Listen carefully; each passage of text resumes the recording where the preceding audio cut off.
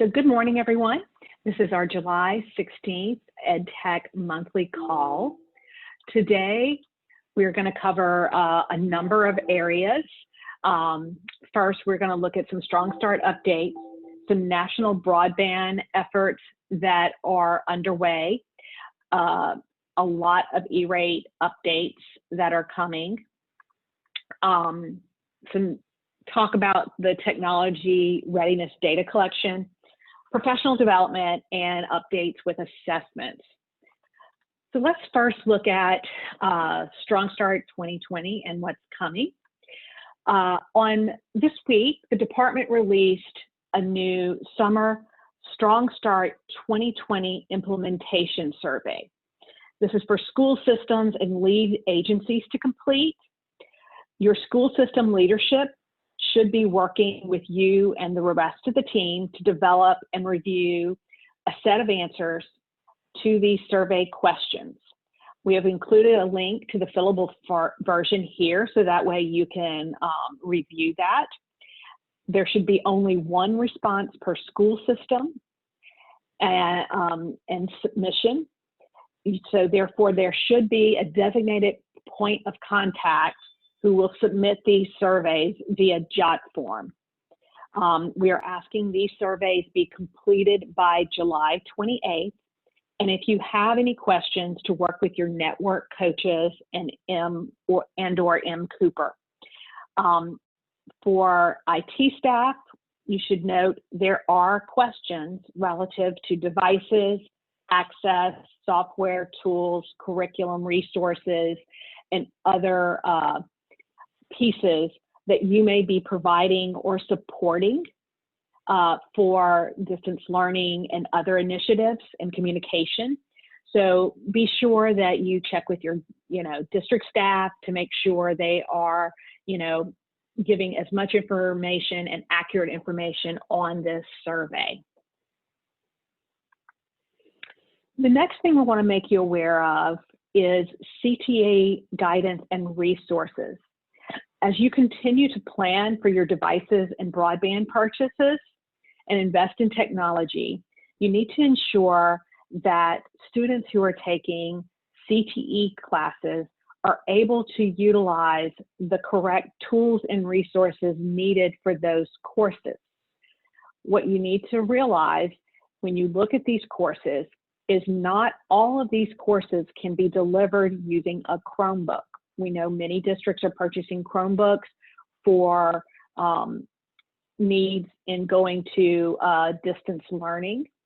And some of these classes will require either Microsoft Windows or an Apple OS or specialized software to be installed that may not work with a Chromebook. Additionally, it may require additional memory, hard drive space, or processing. So district IT staff are highly recommended to talk with your school system CTE supervisor, determine which students will be taking these courses and needing these different devices, as well as to see what funds are available to help pay for devices that are more robust than a Chromebook. We have received a number of questions, so you're going to need to check that out as you make your plans and are working with students in the upcoming school year, that they are actually getting a device that's going to work for all of their coursework, not just, your main classes.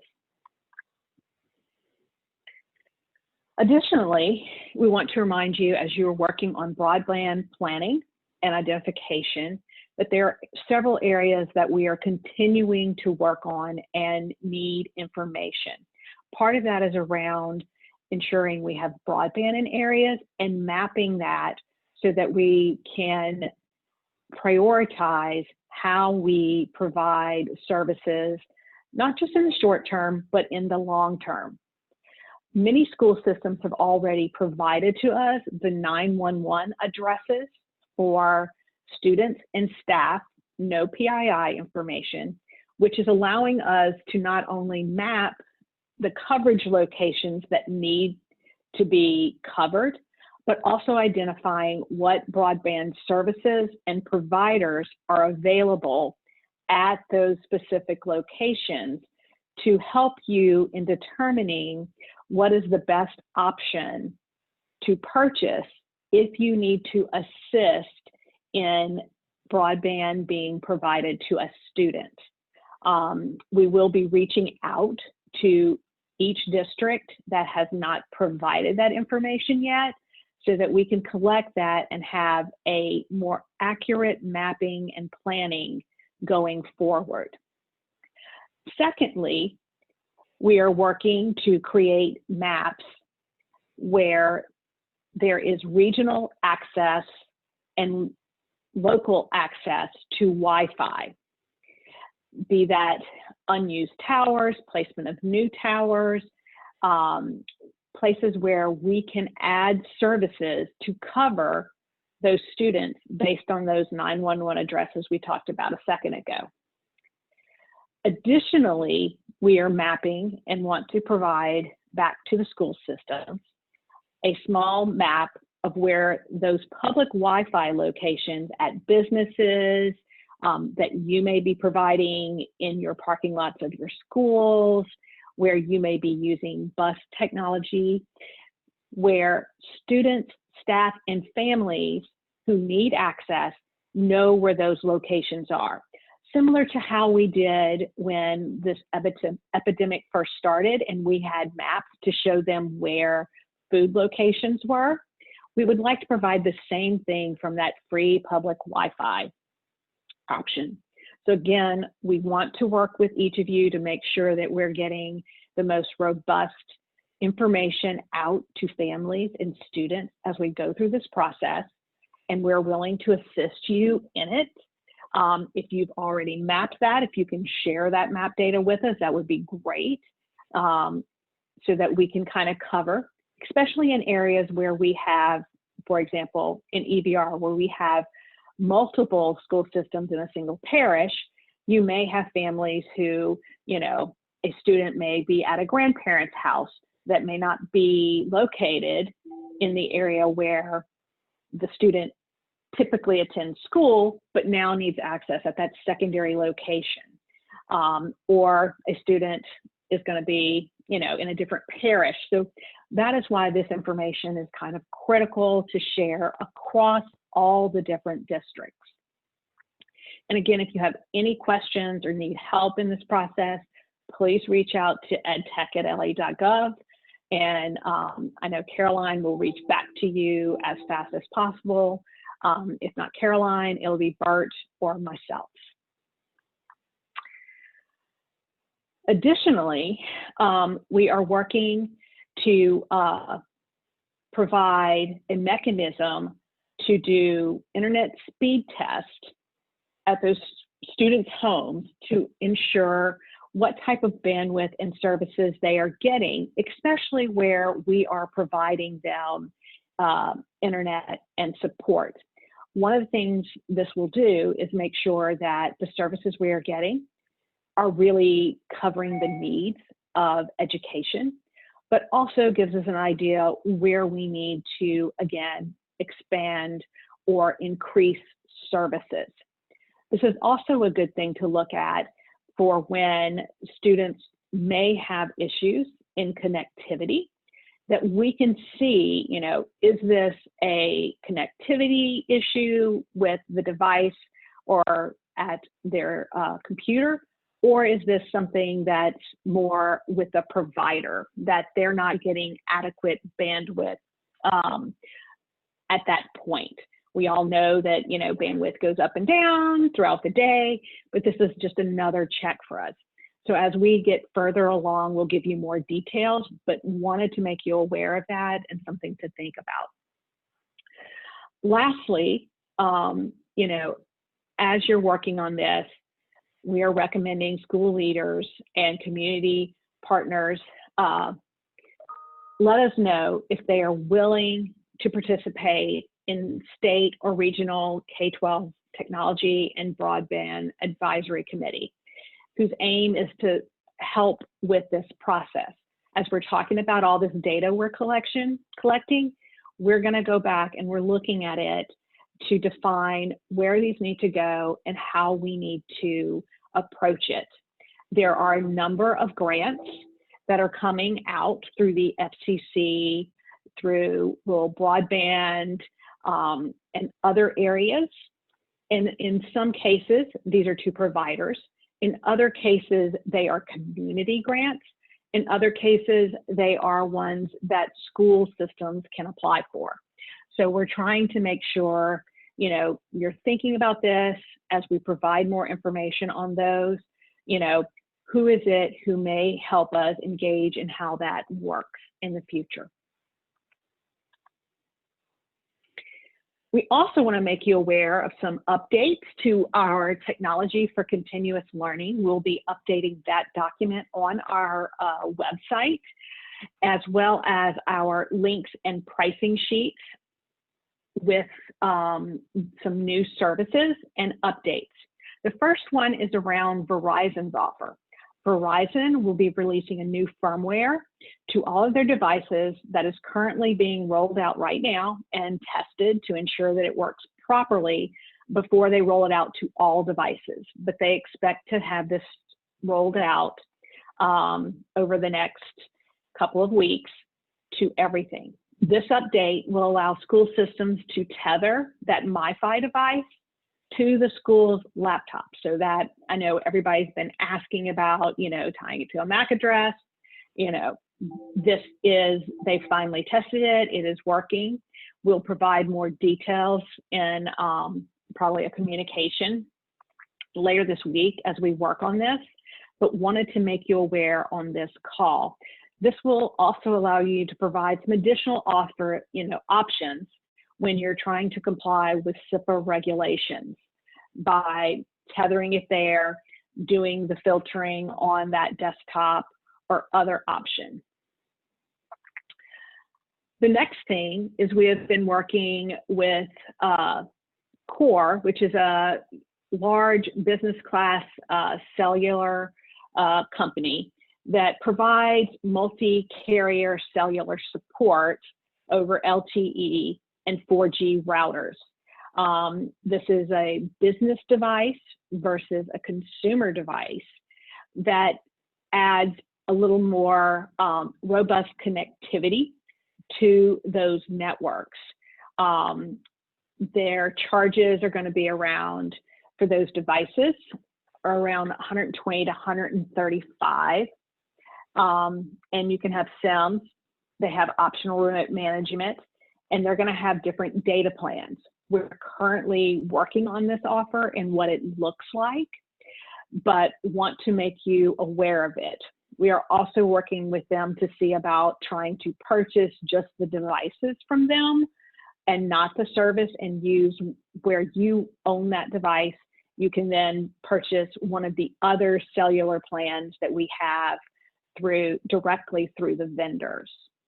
So we want to try to give you more options and cheaper, devices versus just the consumer MiFis that we have already on our plans. So again, as more details come, we will definitely share that with you. The next option is we are currently working with AT&T on a new unlimited plan, and I had a call with them this morning. It's having to be negotiated and added to our contract. I know some of you may have received an email from a third-party AT&T vendor, and detailing that they had a new plan, because AT&T kind of announced this generally late last week. However, in Louisiana, we are still working on that contract mechanism to be able to fully offer it. So that is hopefully going to be finalized later today. And in this plan, it's going to offer a whole lot more flexibility. That flexibility will include being able to purchase either a 12 or a 24-month plan that allows you to turn down or suspend services over the summer months for a penny a month. So that way you're not paying for months that you're not using. Additionally, the price will include SIPA compliance and unthrottled unlimited data. There's also going to be an option if you want to choose the 24-month option that they would provide a free device, which the device on this plan costs a little more. It's $85. However, if you go to the 24-month plan, the device would be free. And again, if you look at the cost of it, if you waive the 3 months, the price would be about $15 a month, which means you're getting almost that second year service for the same cost as you would have paid for the device and a 12-month service. So again, as I said, we will detail this in writing, exactly what the offer is, but wanted to make you aware of it as we're going into, I know many of you are trying to purchase and get ready as school's beginning, but we will get this out as fast as we can. So be aware and look in your email as we send these out to you. The last offer we want to update you on is the T-Mobile Empower Ed program. They are offering 4 different options. One is a 10-inch LG Pad 5 at no charge when you purchase that $20 unlimited education plan with a 24-month agreement. And we've provided the link here. Option 2 is a hotspot on a $10 unlimited data plan with 2 gig of 4G LTE high-speed data and 50% off of a hotspot with a 12-month agreement. So the school would pay $42 for that hotspot. Option 3 is a hotspot on a $20 unlimited 4G LTE plan with a free hotspot on a 12-month agreement. And option 4 is a hotspot on a $29.40 unlimited plan with a free hotspot on a 24-month agreement that has that's really more of a non-student usage. So that one's more for a teacher on option 4. So if you are a school, which we all are, SIPA compliant filtering will be provided at no charge and is included in these costs. So we wanted to make you aware of this offer too for those areas where T-Mobile is available. T-Mobile has also offered, as we said earlier, with 911 addressing, to be able to run addresses against that to determine the best service based on where those students are located. So everyone who had provided their 911 addressing to us earlier, we will be running those addresses against T-Mobile's service area and providing you information on that service area, as well as creating maps on it as well.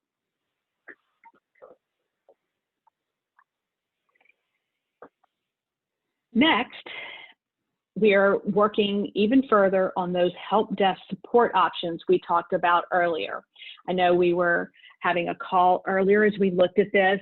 Many people weren't to this stage as we were still quite a bit off from school start, but we have been now working with 2 different providers that can offer call desk or in-person help desk support to students and families, as well as your IT staff as we go into the new school year. So as we look at those, we want to work with the districts to make sure that we create a plan that meets your needs and is also very affordable in those pricing. In order to go through that, we want to talk with all the districts that are interested in additional support to make sure that we align these contracts and design them to be as advantageous as possible. So we're going to hold this call next Thursday at 10 a.m. to talk through all of the different details, all the different options, and the different pricing mechanisms. The mechanism can either be a per pupil, or we can do a generalized flat pricing across the state. So please consider joining. If even if you're not ready to sign up, as we'll say. Did I get the date wrong? Oh, I see, July 23rd. Sorry about that. We'll get that fixed for you right there. Thursday, July 23rd. And please join. Even if you're not ready to sign up, go ahead, join the meeting, talk through. You may not need the additional support right now, but you may find, depending on if we roll back into phase 1, you may need it at that point, or you're fine in phase 2 and 3, or you're not fine in 1 and 2, but okay in 3. So we just want you to look at this and make sure you're giving us feedback so we develop it in a way that's best for everyone.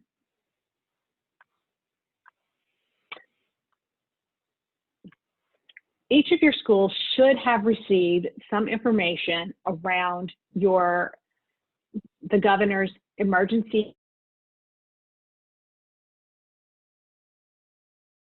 as part of the CARES Act grant, and is to provide support to local education authorities.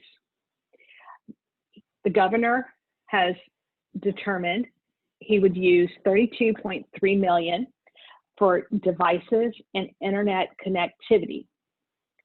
School and school systems requested funding in a variety of ways, including only for devices, only for internet connectivity, or for both devices and internet connectivity, based on their latest estimated needs. The estimated need for devices and internet greatly exceeded the $32.3 million that the governor had for allocating back out. Because of that, additional considerations were given to certain factors and helped to allocate the funding to those with the most challenging circumstances. As you look at your allocation, you can use the GEAR funding in a number of ways.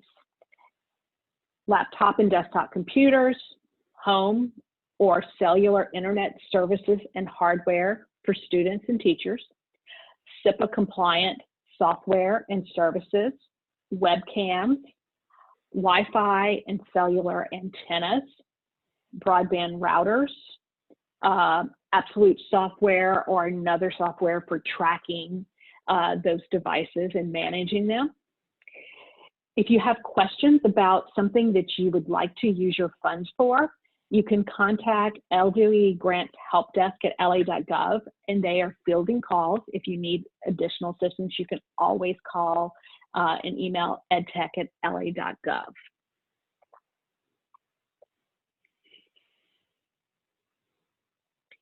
To further look at this and explain, device and internet connectivity needs, once confirmed, were funded at a percentage of the original request.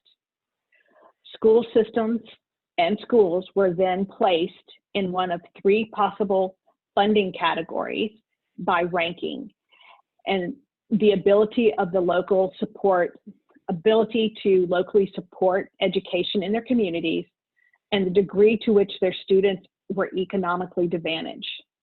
Funds may be used as a block grant with no specific portion of the allocation being reserved for devices or internet connectivity. This means, if you want to use 100% of it for devices or 100% of it for internet connectivity and those types of activities, you can do whichever way you want. It's just block apportioned. Expenditures must be directly related to the devices and internet or supplementary equipment or software needed to establish or enhance distance learning, systems, and supports. Rules that govern all federal grants must be adhered to when spending these funds, including regulations governing issues such as allowability, accountability, reporting, and inventory management. GEAR funds are also subject to the federal equitable services provision, similar to ESSER funds, and this provision must be taken into consideration when budgeting these funds.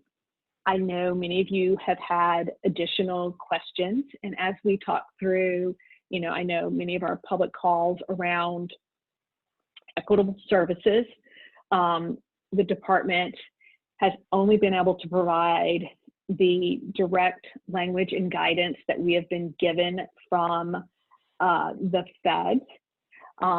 And as we get more information around that, our grants office will share that information.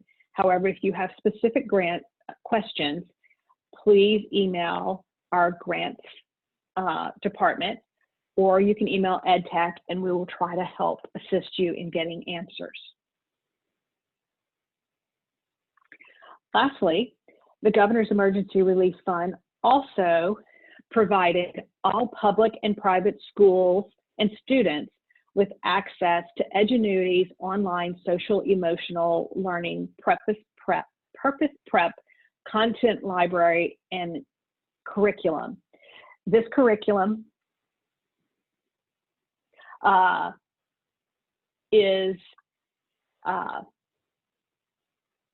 covers character, college, mental health, personal development, social emotional success, and unlocking your purpose.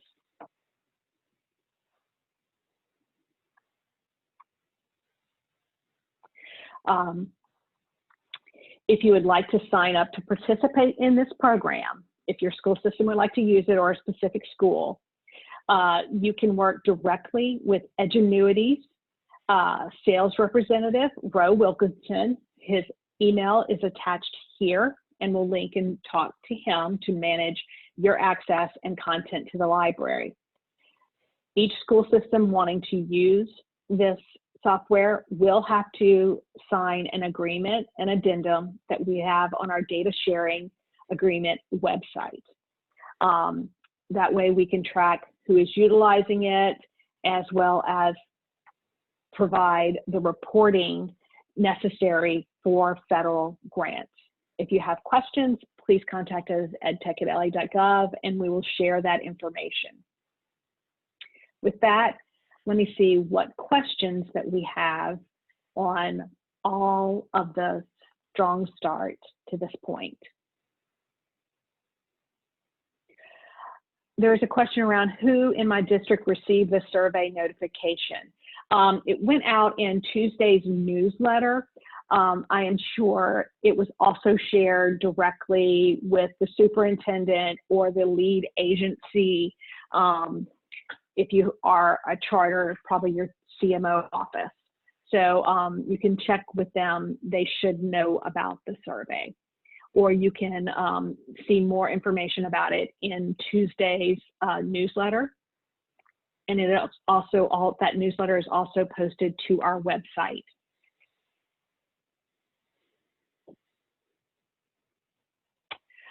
There's a question around, does the offers and things that we have created also apply to private schools? Yes, private schools can use any of these discounted services and contracts that we have put in place for these services.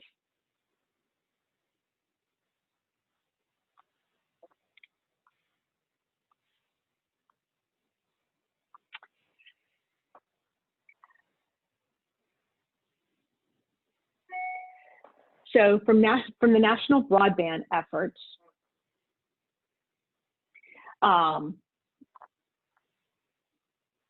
we want to make you aware of several funding bills that are currently being debated up on the national front. The first is the Moving America Forward Act. This act will provide $80 billion to deploy broadband in underserved areas and included a $5 billion expansion to the FCC E-rate program to fund home broadband connections, wired and wireless, laptops and tablets for rural students, and mobile hotspot lending for schools and libraries. This should help to further reduce long travel times, as well as require the FCC to make Wi-Fi access on school buses eligible.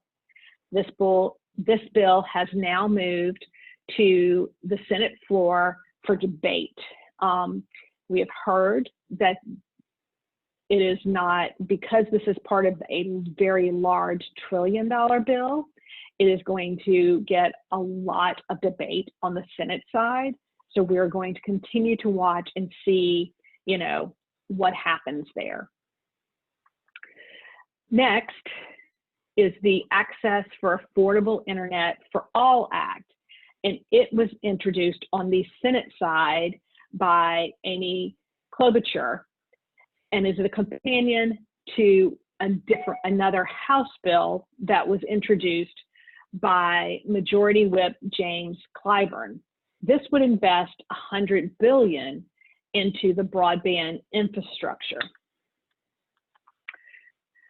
The third act is the Library Stabilization Act, introduced by Senator Jack Reed and Representative Andy Levin, which would provide $2 billion in emergency support for libraries to support digital learning and training resources for remote learning.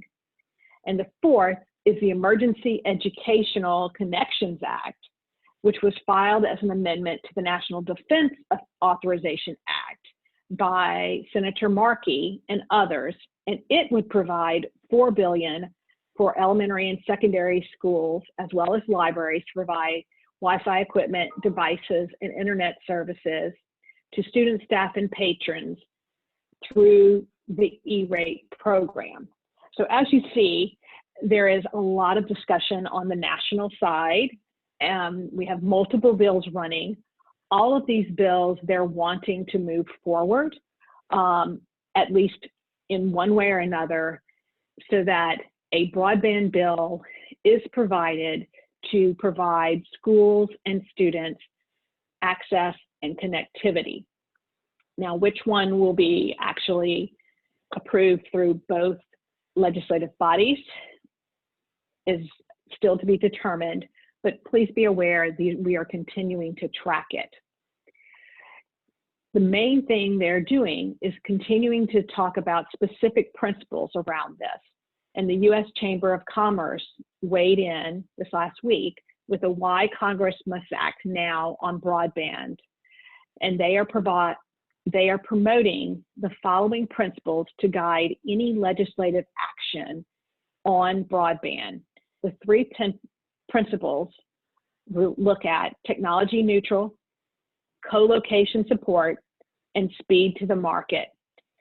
They specifically would like to address remote learning needs from funding general appropriations, not necessarily through the Universal Service Fund. Make sure that it is separate from E-rate, although they could leverage some E-rate rules. Target it to low-income households for the duration of a national emergency. Ensure that it is technology neutral and limited availability for connectivity, service, equipment, and devices. So again, we are looking at all of these different pieces. With that, let me see if we've had some additional questions. There's a question around, can the governor's funds be used for teachers, devices, and access that are teaching virtually? Yes, the governor's funds can be used for both teachers and for students to gain access. Someone noted that the email address for Roe is not working, so I'll ask Caroline if she can pull up his address and add that in the general box to talk to. There was another question around, did private schools receive direct money through GEAR? note, private schools did not receive direct money through GEARS. Private schools are covered under the equitable services, where you will need to work with your local school system on that type, on funding and what that means. There's a question on, is there an ETA on hotspot device delivery to ensure that we are ordering in time? So hotspots are, they have them back in stock. The lead time has been reducing, so you still have time, and there's plenty out there. So we're not hitting a maximum. I know last month we had talked about you needed to move forward in time for school. They have since gotten additional devices, so your lead time usually, if you're planning of when you need to order, you need to give it at least 7 to 10 days before you really kind of want that device in hand. Sometimes it's moving faster, but want to make sure that that option is out there.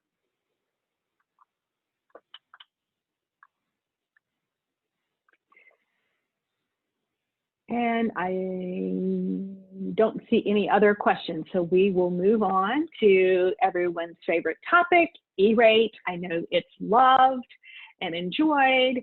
We have quite a few updates there. So first, we are in wave 10 for FY 2020, and on July 9th, they released 32.8 million of cumulative commit, and our cumulative commitments so far are 1.1 billion. Nationwide, USAC has now funded over 72% of the applications and are continuing to try to get all of the funding out before September. So please be, if you have not been funded, please be watching for emails from them and respond as quickly as possible so that you can receive funding in advance of the window. The next thing we want to make you aware of is they are implementing multi-factor authentication. This will begin on July 27th, and you will be redirected to the new One Portal MFA security system. On that date, you will have an account pre-created for you using your current login and email account and password. You should have already received an initial email as long as you had an account in either the EPC or the BEAR system. You will receive a second verification on the 27th on how you log in and set up your account for the verification factor. Again, that will go to the account that you set up in either EPC or BEAR.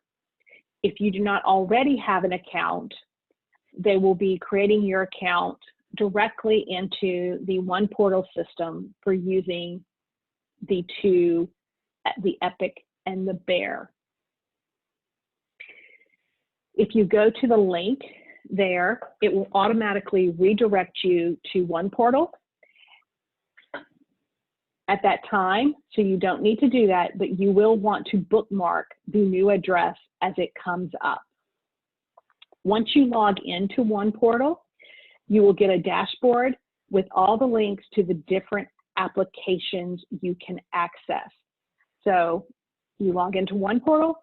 One Portal will then provide you a link to EPIC if you are an EPIC user, provide you a link to the BEAR form if you are a BEAR form filer or user, or a link to both if you are a user of both systems. Again, keep an eye out for those emails as they are going to be coming. In order to prepare for that access, you need to make sure that noreply@usac.org is in your safe senders list so that you will get the email. Secondly, you need to verify that the email address in your Epic or Bearform login is correct. If your email address is, accidentally typed incorrectly, you may not receive that in email. Additionally, if you set a primary email address that is different than your login email address, the email verification will go to the primary email address, not the one in Epic. So please go verify all of the different email addresses and make sure. You also need to let your other staff members that may be in your budget office or your superintendent, if they have to approve any part of this process, that they are also going to have to set up this two-step verification for every time you log into Epic. So, and when you get into the system, the thing you will have to decide is where you're going to receive that secondary valid verification. If it's going to be an email address, alternative address, or a cell phone. So again, please be aware of that and watching as this moves forward.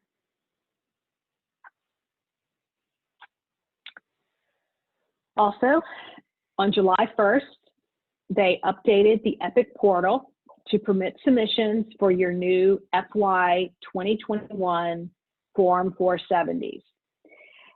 USAC and the FCC had planned to update that Form 470 to remove the less confusing drop-down menus for all the different internet service types, but were unable to do that due to some delays with the closures. So therefore, for FY 2021, we will continue with the lovely mixed up drop-downs that we have been dealing with for the past 2 years. So again, as you're filing your Form 470, please be aware of what you're selecting in the drop-down for internet access to ensure that you're selecting the correct service. As you know, in our previous guidance, we tell you to select all of the options just to ensure that you don't inadvertently forget an option that you get or leave out. So that is going to be the least lit with or without internet, or internet access and transport bundled non-fiber, or internet access ISP service only. I know many of you are not thinking about filing right now, but we did want to give you that reminder, and we will continue to remind you as we get closer into the filing window. Lastly, on the week of July 5th, the FCC released a public service notice to fund all eligible Category 1 and 2 funding requests for FY20. Basically, we are not going to hit the funding cap that is out there, and that they want to make sure that every application is funded. Additionally, we'd like to make you aware that last November, as you know, the FCC adopted Order FCC 19-121, barring the use of universal service funds to subsidize companies that provide a potential national security risk. They have formally designated 2 companies, Huawei and ZTE, as companies that provide a national security risk. As a result of this, no funding that is provided through the Universal Service Fund can be used to purchase, upgrade, or maintain any equipment, be it directly from the company or an affiliated supplier with FCC funds.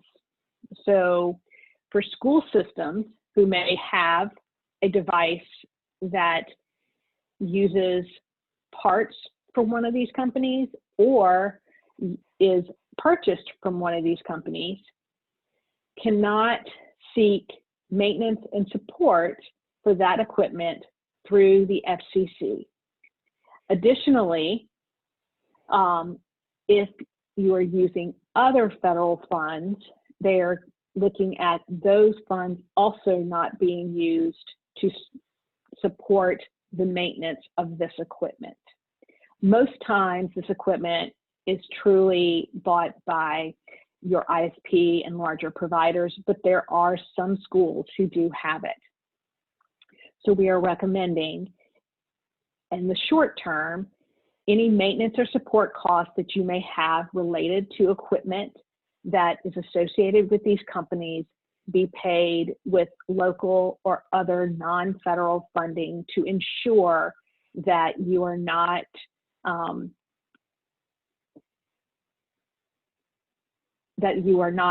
following, to make sure that you're not having issues with this particular clause or ruling.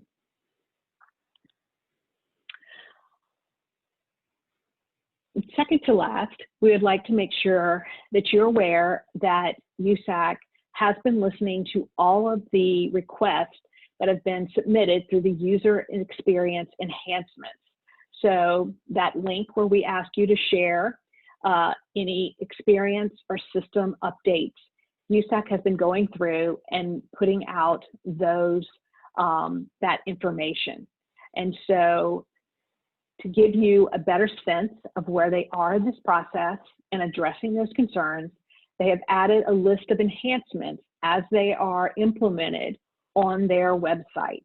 Again, as you find things that you would like to make your experience better or improve EPIC, do submit those, because again, they prioritize changes to the system based on these submissions and enhancements.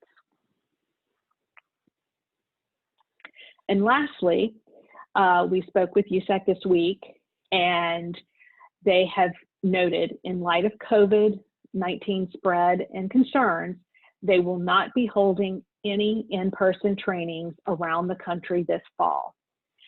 They are still working to confirm how they are going to provide information and training. As you know, we are going into the new type of funding for next year, where it is district level funding for Category 2 and new calculations for Category 2 budgets. And so there will be a lot of new information on how that is rolling out. They are also looking at additional specific guidance related to charters, especially charters that are authorized by our school systems, and how those schools should apply and how they can detail budgets where a school system may not apply for Category 2 services on behalf of their charters, and they would like their charters to apply separately. So we have had a number of conversations with the FCC around this, and we're expecting more detailed guidance on what that looks like for that district-wide budgeting piece.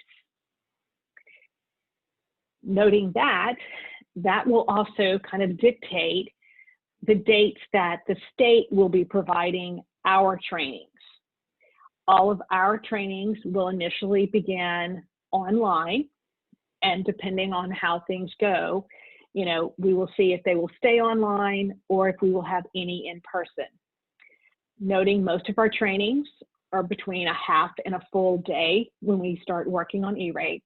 We're going to break up those trainings into smaller subject-based, short, 30-minute, hour-long trainings in order to not take up a huge amount of your time, and also allow flexibility for you to be able to have training on specific topics that are most relevant to you. So as we work on that schedule, we'll be sending that out and sharing that in our next call as we get more information. With that,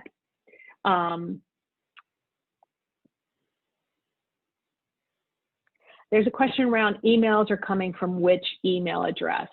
So if that is referring to USAC, it should be coming from, I believe, let me roll back up. The no reply at usac.org is where those emails will be coming from. And that seems to be the only question. So we'll move on to tech readiness data collection.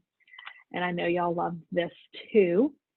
So the tech readiness data collection, as you know, we are required by state law to collect data relevant to technology readiness from all of our schools and charters charters, and scholarship schools who receive public funding or public and federal funding.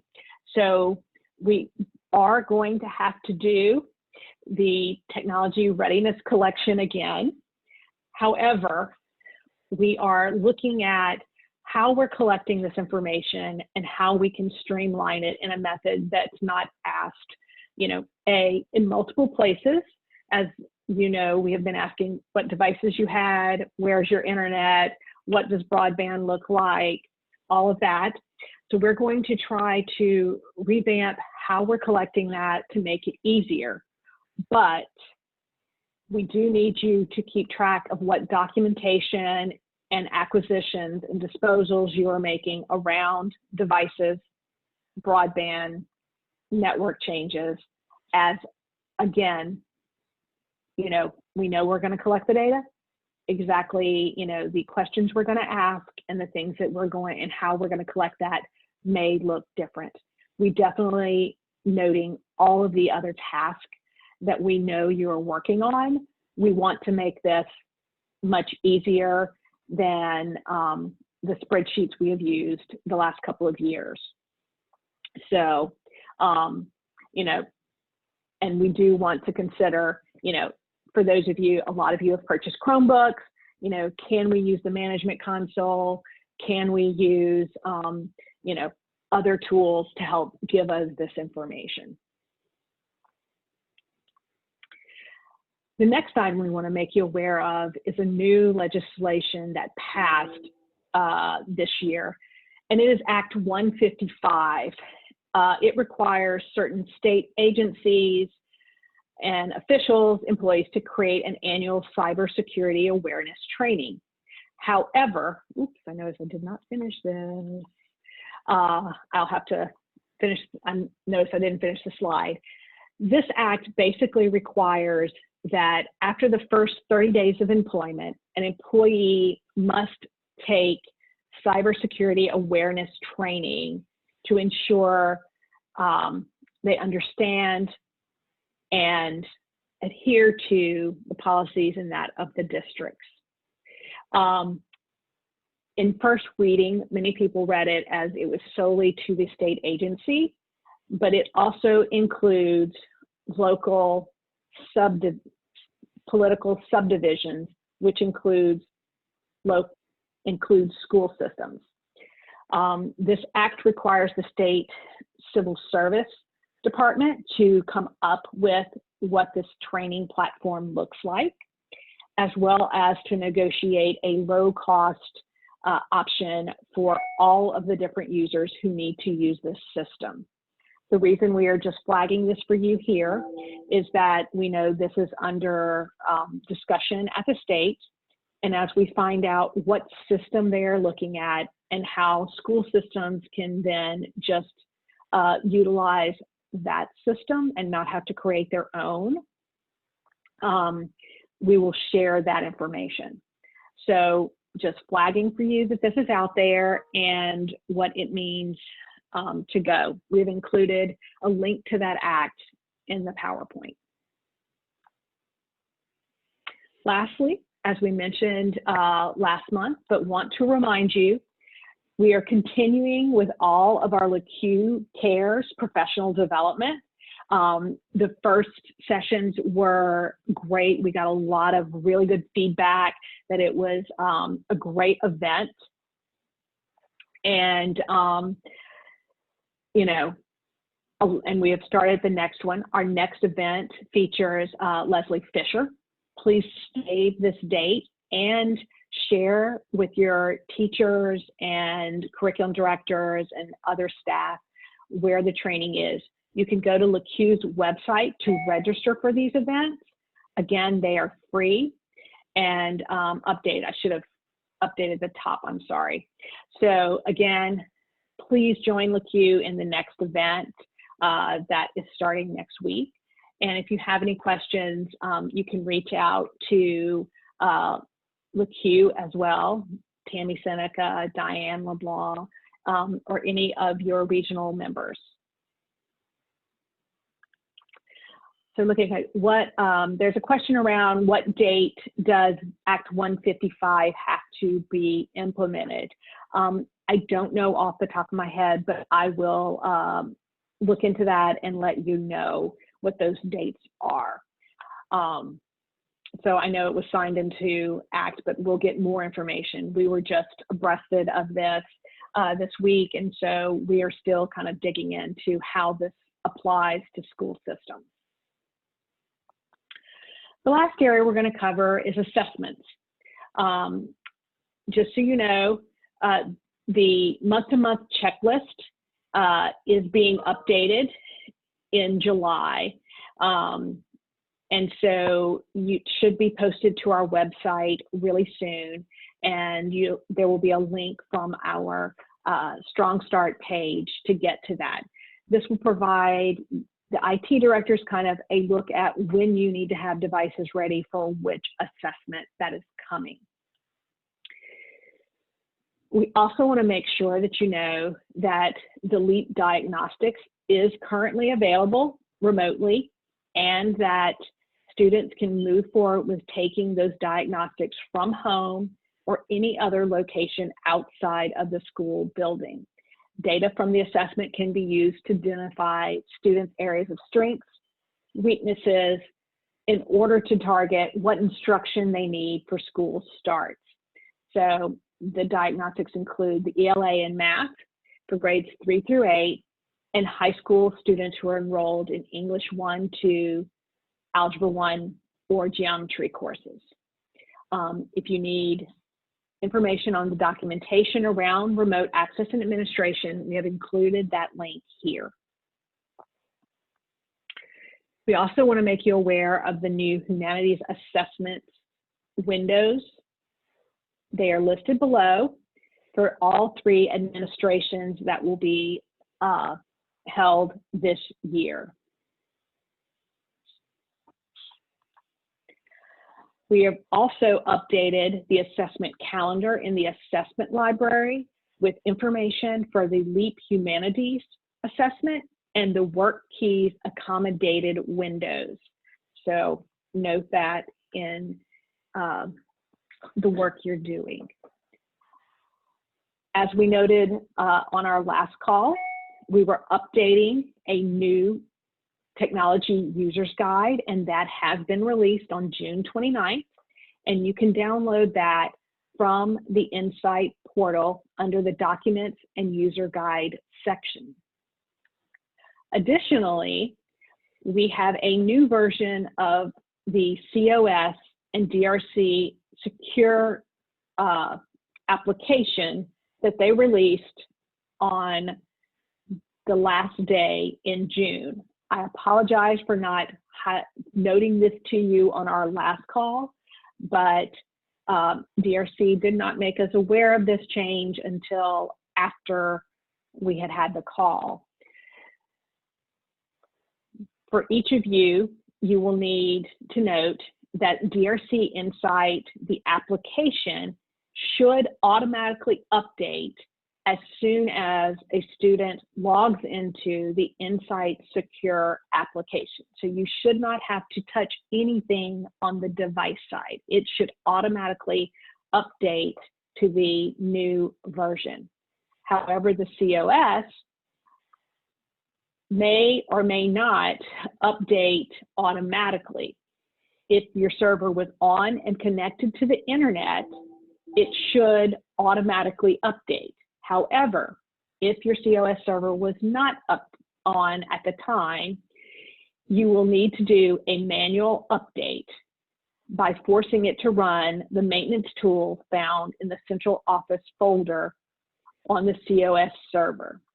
You can check to see if you are running the latest version of the COS by checking your dashboard in the Insight portal, verifying your readiness check in DRC Insight, and that's for your client, as well, and then to update it, you can find it located in this directory path.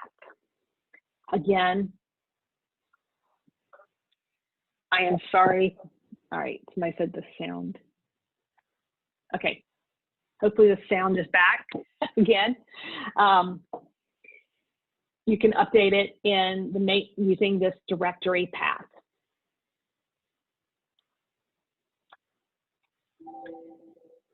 We also want to make you aware that we have updated the COS Insight portal on Central Office to deliver an easier, more intuitive interface, enhance accessibility compliance, and to build on a new evolving framework for updates that we are making across the DRC Insight portal.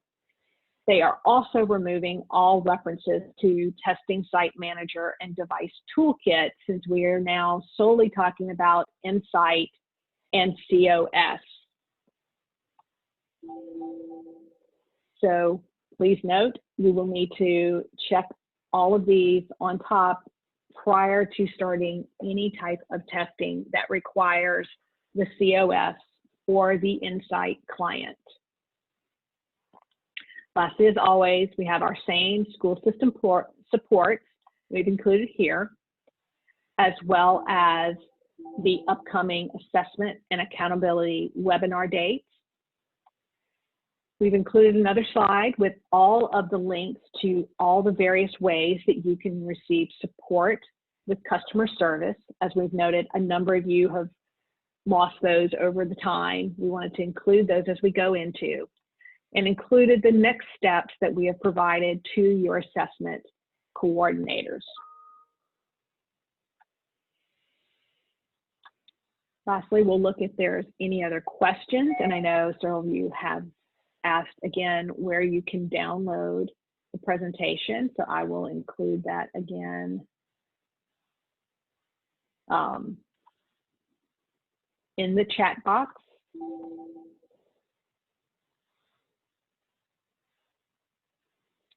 So if you need the link, you can get it from the chat box, or if you scroll to the top, there is actually a link to actually download it in this chat box. And it doesn't look like there's any other questions. So the last thing we just want to cover with you, here are the dates for FY 2021 for all of our EdTech webinars. Please note, we have our summer webinar set at 11 o'clock. And we're going to try to keep that date. However, we have heard that the department may be switching one of their communication streams to this time. So we are trying to move our webinars up to 9 a.m. starting in September. If for any reason the August date where if we are in tandem with any other communication, we will switch that to 9 a.m. So we had moved to 11 because they had started presenting Strong Start at 9 a.m. on Thursdays. It looks like they're now switching back to 11, so we're going to switch back to 9. As always, we will send an email reminder to make sure you have the latest date, as well as include it in the newsletters. So, and if you need to get in touch with us, again, you can email erate@la.gov for E-rate questions, or edtech@la.gov with any type of question, our assessment line, or our assessment hotline. With that, if we have no other questions, I hope y'all have a great weekend. I know we covered a lot on this PowerPoint. And, you know, please email us, call. Remember to, if you have not sent your 911 addresses, please go ahead and send that. If you have questions about how to send that file, email edtech@la.gov and Caroline will work with you on that process. And thank you.